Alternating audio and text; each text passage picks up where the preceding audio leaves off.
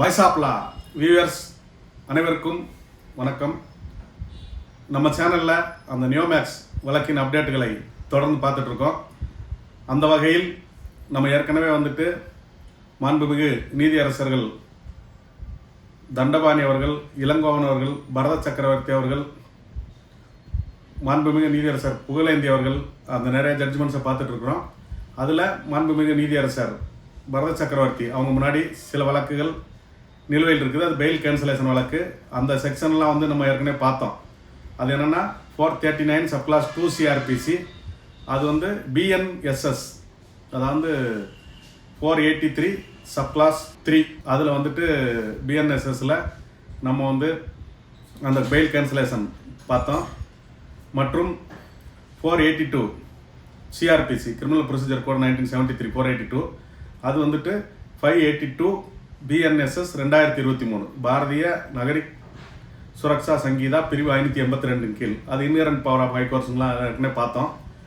அந்த செக்ஷன் 5 மற்றும் 5A of TANPID act, Tamil Nadu protection of interest of depositors financial establishment act 1997, அதில் 5A compounding அப்படின்றது ஏற்கனவே நம்ம 3 நாள் வீடியோ பார்த்துருக்குறோம்.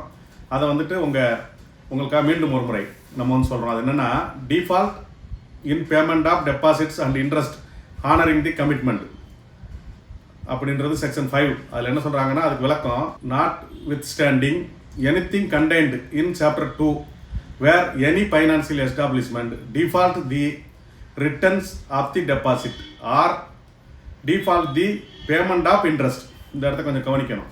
Default the payment of interest on the deposit or fails to return in any kind or fails to render service for which the deposit has been made, every person responsible for the management of the affairs of the financial establishment shall be punished with imprisonment for a term which may extended to 10 years and with fine which may extended to 1 lakh of rupees, and such financial establishment is also liable for a fine which may extended to 1 lakh of rupees. அதில் என்ன சொல்கிறாங்கன்னா, முதலீட்டு தொகை மற்றும் அதற்கு வட்டி அதை திரும்ப கொடுப்பதில் தவறுதல் ஏற்பட்டால், அதாவது திருப்பி கொடுக்காமல் இருந்தால், அது என்னன்னா அந்த அசல் மட்டும் இல்லை, அசலை கொடுத்தா விட வட்டி கொடுக்கலனாலும் கூட அதுவும் குற்றம் அப்படின்னு சொல்கிறாங்க. அசலோ வட்டியோ அல்லது ஏதோ ஒரு சர்வீஸ் அதை தர்றேன்னு சொல்லி பணத்தை வாங்கிட்டு அது அந்த சர்வீஸோ பணமோ அதற்கு வட்டியோ அதை கொடுக்கலைன்னா அந்த நிறுவனம் மற்றும் அதன் பங்குதாரர்கள், அந்த establishment and every person responsible, அதில் உள்ள பொறுப்புள்ள அனைத்து நபர்களும் பொறுப்பாவார்கள். அப்போனா கம்பெனி அப்படின்றது ஒன்று இருக்குது, கம்பெனி ரிஜிஸ்டர் பண்ணியிருப்பாங்க. அப்போ தனிப்பட்ட நபர்களுக்கும் அதில் 10 ஆண்டுகள் சிறை. அப்போ கம்பெனின்னு ஒன்று ரிஜிஸ்டர் ஆகிருக்கும், அதுக்கு சிறை கொடுக்க முடியாது. அந்த கம்பெனி பேருக்கு 1 லட்சம் ரூபாய் வரைக்கும் அபராதம் போட முடியும். அது மாதிரி இந்த தனிநபர்களுக்கும் 1 லட்சம் ரூபாய் வரைக்கும் அபராதம் போட முடியும். அதான் செக்ஷன் 5 பிரிவு 5 தமிழ்நாடு முதலீட்டாளர்கள் பாதுகாப்பு சிறப்பு சட்டம் 1997 அதில் சொல்கிறாங்க. அது 1997 சட்டம் வரும்போது அவங்களுக்கு தண்டனை மட்டும் இருந்தது. அப்போ அவங்களுக்கு தண்டனையை கொடுத்தா மக்களுக்கு என்ன தீர்வு? மக்களுக்கு பணம் கிடைக்காம போயிடுச்சுன்னா என்ன பண்ணுறது? அப்போ மக்களுக்கு பணம் கொடுக்கணும். அப்போ பணத்தை கொடுக்கறதுக்கு அந்த சொத்துக்களை ஜப்தி பண்ணுறது, ஏலம் பண்ணுறது, அந்த மாதிரிலாம் பண்ணி மக்களுக்கு பணமும் கொடுக்கலாம். அதே நேரத்துக்கு அந்த குற்றம் சாட்டப்பட்டவர்கள், எதிரிகள் தரப்பு அதை சமரசம் செய்து கொள்ள ஒரு வாய்ப்பு கொடுத்தா மக்களுக்கு பணம் கிடைக்கும் அப்படின்றதுக்காக நவம்பர் 10 2003 ஆண்டு அதில் 6 ஆண்டுகளுக்கு அப்புறம் 1997 சட்டம், அதுலேருந்து 6 ஆண்டுகளுக்கு அப்புறம் 2003 ஒரு சட்ட திருத்தத்தை கொண்டு அதை சமரசம் செய்து முடித்து கொள்ளலாம் அப்படின்னு கொண்டு வர்றாங்க. அதுதான் 5A. ஏற்கனவே 5 பார்த்தோம். அதில் ஏன்னு ஒரு செக்ஷனை கொண்டு 5 கேபிட்டல் A. அதில் என்ன சொன்னால், compounding of offence, an offense punishable under section 5 may before the institution of prosecution be compounded by the competent authority or after the institution of prosecution be compounded by the competent authority with the permission of the special court on payment of the entire amount due to the depositors with or without interest. Subclass 2 அதில் 5A subclass 2 where an offense has been compounded under section 1, no proceedings or further proceedings as the case may be shall be taken or continued against the offender in respect of the offense so compounded and the offender if in custody shall be discharged forthwith. அதாவது அதில் என்ன சொல்கிறாங்கன்னா, அந்த section 5A 10 ஆண்டுகள் சிறை தண்டனை மற்றும் 1 லட்சம் அபராதம் விதிக்க முடியும் அப்படின்றது பிரிவு 5 செக்ஷன் 5. அதுக்கு 5A வந்துட்டு என்ன சொல்கிறாங்கன்னா, அந்த 5 பிரிவின் கீழ் தண்டிக்கப்படக்கூடிய குற்றமானது அது வந்துட்டு சமரசம் செய்து முடித்து கொள்ள முடியும் பிஃபோர் தி காம்பிடென்ட் அத்தாரிட்டி. அப்போ டிஆர்ஓ தான் காம்பிடென்ட் அத்தாரிட்டின்னு இதில் சட்டத்தில் சொல்லுவாங்க. காம்பிடென்ட் அத்தாரிட்டி யாருன்னு சொல்லி இன்னொரு ஜிஓ போடுவாங்க. தமிழ்நாடு அரசு வந்து இன்னொரு ஜிஓ போட்டு அந்த செக்ஷன் இந்த சட்டத்தில் புகுத்துவாங்க. அதில் இருந்து என்ன சொன்னால் competent authority DRO, district revenue officer, மாவட்ட வருவாய் அலுவலர் அப்படின்னு முடிவு பண்ணியிருக்காங்க. அது எப்போ வரும்னா சார்ஜ் ஷீட் போடுறதுக்கு முன்னாடி, அதாவது பிஃபோர் இன்ஸ்டிடியூஷன் ஆஃப் தி ப்ராசிக்யூஷன்னா சார்ஜ் ஷீட் போடுறது. அந்த சார்ஜ் ஷீட் போடுறதுக்கு முன்னாடி வந்தால் டிஆர்ஓவை நேரடியாக வந்து தரப்பினர்கள், குற்றம் சாட்டப்பட்டவர்களையும் முதலீட்டாளர்கள் தரப்பையும் கூட்டு பேசி செட்டில் பண்ணி அந்த வழக்கை முடிச்சுக்கலாம். கோர்ட்டில் சார்ஜ் ஷீட் போட்டாங்கன்னா சார்ஜ் ஷீட் வந்து கோர்ட்டுக்கு போயிடும். TANPID court, Tamil Nadu protection of interest of depositors financial establishment 1997 special court, சிறப்பு நீதிமன்றம். இந்த நியோமேக்ஸை பொறுத்தவரைக்கும் மதுரையில் இருக்கிற டேன்பிட் சிறப்பு நீதிமன்றம், அங்கே வந்து சார்ஜ் ஷீட் போட்டுருவாங்க. அப்போ சார்ஜ் ஷீட் போட்டதுக்கப்புறம் டிஆர்ஓ என்ன செய்யணும்னா அந்த நீதிமன்றத்தில் ஒரு அனுமதி கேட்பார். நீதிமன்றம் டிஆர்ஓக்கு அனுமதி கொடுக்கும். அதுக்கப்புறம் டிஆர்ஓ வந்துட்டு அந்த வழக்கை வந்து சமரசம் செய்து முடிவுக்கு கொண்டு வருவார். அதில் வந்து with interest or without interest, அதில் வந்துட்டு அந்த வட்டியுடன் அல்லது வட்டி இல்லாமல் 2 பேர் எப்படி முடிவு பண்ணுறாங்களோ அதன் அடிப்படையில் அது வந்து இரு தரப்பினர் ஒத்துக்கொள்ளணும். வட்டியோட வாங்கிக்கிறேன் இல்லை வட்டி இல்லாமல் வாங்கிக்கிறேன்றது இவங்க ஒத்துக்கிட்டு அதை முடிவு கொண்டு வந்தாங்கன்னா டிஆர்ஓ வந்து அதை வந்து முடிவு கொண்டு வருவார். அப்போ அந்த சப்கிளாஸ் 2 5A உட்பிரிவு 2 5A உட்பிரிவு 2 வந்துட்டு என்னென்னா, அப்படி இவங்க வந்து அந்த வழக்கை சமரசம் செய்து முடித்து கொண்டார்கள்னா அந்த கேஸை க்ளோஸ் பண்ணிடணும். அவங்களுக்கு எந்த தண்டனையும் கொடுக்கக்கூடாது. அது மாதிரி அவங்க பேசி முடிக்கும்போது சிறைக்குள்ளே இருந்தாங்கன்னா, இந்த வழக்கை பேசி முடித்து செட்டில் பண்ணிட்டாங்கன்னா, சமரசமாகி மக்களுக்கு செட்டில் ஆயிடுச்சுன்னா அவர் வந்து உடனடியாக சிறையிலிருந்து விடுவிக்க வேண்டும். அவர் மேலே வேறு எந்த நடவடிக்கையும் எடுக்கக்கூடாது அப்படின்றது அந்த செக்ஷன் சொல்லுது. இப்போ நம்ம பார்த்துட்டு இருக்கிற இந்த வழக்கை பொறுத்த வரைக்கும் என்னென்னா, நிறுவனம் வந்து டிஆர்ஓ முன்னாடி 5Aன்னு ஒரு பெட்டிஷனை தாக்கல் பண்ணிட்டாங்க. 5A ஆப் காம்பவுண்டிங்னு சொல்லி ஒரு பெட்டிஷனை தாக்கல் பண்ணிட்டாங்க. அது டிஆர்ஓ முன்னாடி நிலுவையில் இருக்குதுன்னா இதுவரைக்கும் டிஆர்ஓ அதில் எந்த உத்தரவும் பிறப்பிக்கல. அதுவும் நம்ம இப்போ நம்ம பேசுகிற எல்லாமே கடந்த வீடியோக்களில் பேசியிருக்கிறோம். அதை வந்து நான் திரும்ப சம்மரைஸ் பண்ணி உங்களுக்கு தரேன். அப்போ வந்து நிறுவனம் தாக்கல் செஞ்சிருச்சு, டிஆர்ஓ எந்த முடிவும் எடுக்கலை. அதே நேரத்திற்கு எந்த ஒரு தனிநபரோ எந்த ஒரு சங்கங்களோ வந்துட்டு இதுவரைக்கும் வந்து நாங்கள் அதை ஏற்றுக்கிறோம்னு சொல்லி டிஆர்ஓ முன்னாடி போய் எந்த மனுவும் தாக்கல் செய்யவில்லை.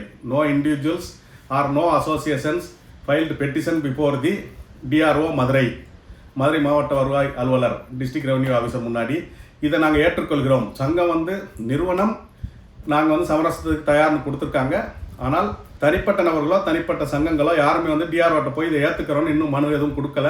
அதனால் அது இன்னும் நிலுவையில் தான் இருக்குது. இந்த சூழ்நிலையில் மாண்புமிகு பரத சக்கரவர்த்தி அவர்களோட இடைக்கால உத்தரவுப்படி 29/4/2025 இடைக்கால உத்தரவுப்படி வந்துட்டு நடவடிக்கைகள் வந்துட்டு போயிட்டு இருக்குது. அது என்னன்னா வேல்யூஷன் கமிட்டி, நிலத்தை மதிப்பீடு செய்வதற்கு குழு அமைத்து அந்த வேல்யூஷன் வேலைகள்லாம் போயிட்டு இருக்கு. அது மாவட்ட அளவில் போயிட்டு இருக்குது. அதனால் அது ஒவ்வொரு மாவட்ட அளவுலையும் வேலைகள் நடைபெறதுனால இப்போ வந்துட்டு ஒரு 3-4 சங்கங்கள் வந்துட்டு இப்போ பதிவாயிருக்கு. ஏற்கனவே ஒரு 2 சங்கம் வந்து சொல்லியிருந்தோம். நெய்வேலியில் ஒரு சங்கம் பதிவாயிருக்கு. அவங்க அந்த வேலையை வந்து அசிஸ்ட் பண்ணிட்டு இருக்காங்க அந்த மதிப்பீட்டு குழு கமிட்டிக்குன்னு.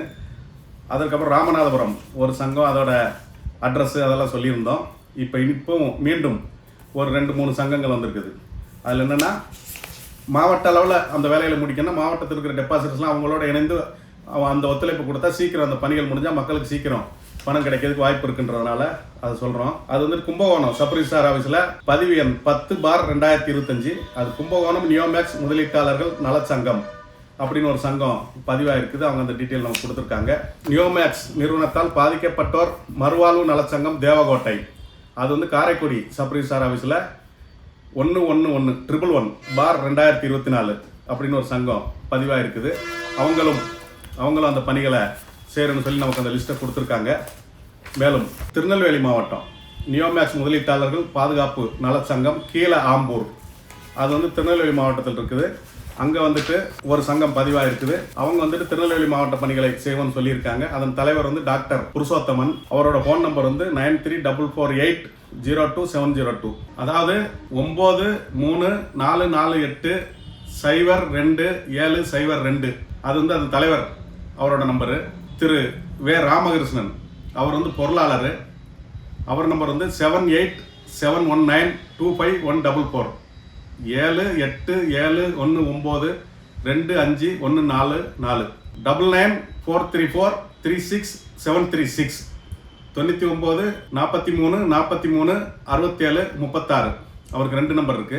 அப்புறம் வந்து அந்த சங்கத்தின் செயலாளர் திரு சுப்பிரமணியன் மாயாண்டி அவர்கள், அவரோட நம்பர் வந்து 9443383158. அதாவது 9443383158. அதன் துணைத் தலைவர் திரு பட்ராஜ் அவர்கள், அவரோட நம்பர் வந்து 7358949495. அதாவது 7358949495. இது வந்து அவங்களோட நம்பரு. அவங்களோட இணைந்து அந்த திருநெல்வேலி மாவட்ட பணிகளை நீங்கள் வந்து பண்ணலாம். அப்புறம் நம்ம ஒவ்வொரு சங்கத்தோட நம்பரையும் தொடர்ந்து கொடுப்போம். இதில் என்னென்னா, எதுக்காக இதை வந்து நம்ம சொல்கிறோம்னா, இந்த பணிகள் விரைவாக நடந்து விரைவாக நீதிமன்றத்துக்கு போய் நல்ல ஒரு வேல்யூஷன் ஃபிக்ஸ் ஆகி அது வந்து சீக்கிரம் ஒரு முடிவுக்கு வரணும் அப்படின்றதுக்காக இந்த இதெல்லாம் வந்துட்டு நம்ம கொடுக்குறோம். மேலும் இந்த வழக்குகளில் விரைவாக தீர்வை ஏற்படுத்தி தரணும். அப்போ நீதிமன்றம் வந்து ஒவ்வொரு வாய்தாவாக ஒன்றொன்னா விசாரித்து ஒவ்வொரு உத்தரவாக போட்டு பண்ணுறதுக்கு பதிலாக நாம் எல்லாரும் சேர்ந்து ஒரு தெளிவான ஒரு முடிவெடுத்து ஒரு ப்ரொப்போசல் ரெடி பண்ணி, எந்த மாதிரி இதுக்கு ஒரு முடிவு வரலான்ற ஒரு ப்ரொப்போசல் மாதிரி ரெடி பண்ணி, அது ஒரு மெமோ மாதிரி அல்லது அஃபிடவிட் ஃபார்மேட்டில் காம்ப்ரமைஸ் மெமோ ஃபார்மேட் இதெல்லாம் ரெடி பண்ணி நீதிமன்றத்துக்கு கொடுக்கலாம். மொத்த முதலீட்டாளர்கள் இவ்வளவு, மொத்த சொத்து இவ்வளவு, இதை வந்து இப்படி கொடுத்தா இது மாதிரி முடிவுக்கு வரும் அப்படிலாம். அதுக்கு வந்து நிறையா சங்கங்கள் வந்துட்டு மதுரை, திண்டுக்கல், ராமநாதபுரம், தஞ்சாவூர், விருதுநகர், திருநெல்வேலி, தென்காசி, நாகர்கோவில், சிவகங்கை, புதுக்கோட்டை, திருச்சி, விழுப்புரம் எல்லா இடத்துலேருந்து வந்து பேசிகிட்டு இருக்காங்க. அந்த பணிகள் வந்து விரைவாக நடைபெற்று கொண்டிருக்கு. ஒரு டேட்டு ஃபிக்ஸ் பண்ணி எல்லா ஊரில் இருக்கிற அந்த சங்கங்கள், தனித்தனியாக பிரிஞ்சிருக்கிற பல்வேறு சங்கங்கள் மற்றும் பல்வேறு வாட்ஸ்அப் குரூப்புகள் எல்லாருமே வந்து இதுக்கு ஒரு அந்த 16ஆம் தேதிக்கு முன்னாடியே கூட நம்ம ஒரு மீட்டிங் போட்டு ஒரு முடிவெடுத்து நீதிமன்றத்திற்கு நம்ம தெரிவித்து சீக்கிரமாக ஒரு முடிவு கொண்டு வரலாம் அப்படின்னு சொல்லி எல்லாரும் பேசிகிட்டு இருக்காங்க, ஃபாலோ பண்ணிகிட்டு இருக்காங்க. அதற்கு ஒரு சில முக்கிய அந்த சங்கத்தின் பொறுப்பாளர்கள்லாம் வந்து வேகமாக நல்ல நடவடிக்கைகளை எடுக்கிறதுக்கு முன்முயற்சிகளை எடுத்துகிட்டு இருக்காங்க. அவங்க எடுக்கிற எல்லா முயற்சிக்கும் நம்ம சட்டப்படியான ஆலோசனைகளை சொல்வதற்கும் லீகல் அட்வைஸ் கொடுத்து சட்டப்படி அதை எப்படி முடிவுக்கு கொண்டு வரணும், மக்களுக்கு எப்படி விரைவான தீர்வை பெற்றுத்தர வேண்டும், இது நீதிமன்றத்தில் இழுத்தடிக்காமல் சீக்கிரம் முடிவுக்கு வரணும் அப்படின்ற முறையில் அந்த எல்லா சங்கங்களும் கூடி ஒரு முடிவெடுத்து ஒரு ஆலோசனை கூட்டம் போட்டு அதை நீதிமன்றத்திற்கு எல்லாரும் சைன் பண்ணி கொடுத்தா அது சீக்கிரம் முடிவுக்கு வரும். அது சம்பந்தமான பணிகளை நம்மளும் தொடர்ந்து முன்னெடுப்போம். மக்களுக்கு அதிவிரைவில் ஒரு நல்ல ஒரு தீர்வை ஏற்படுத்துவதற்கு பாடுபடுவோம் என்று தெரிவித்துக் கொள்கிறோம். நன்றி.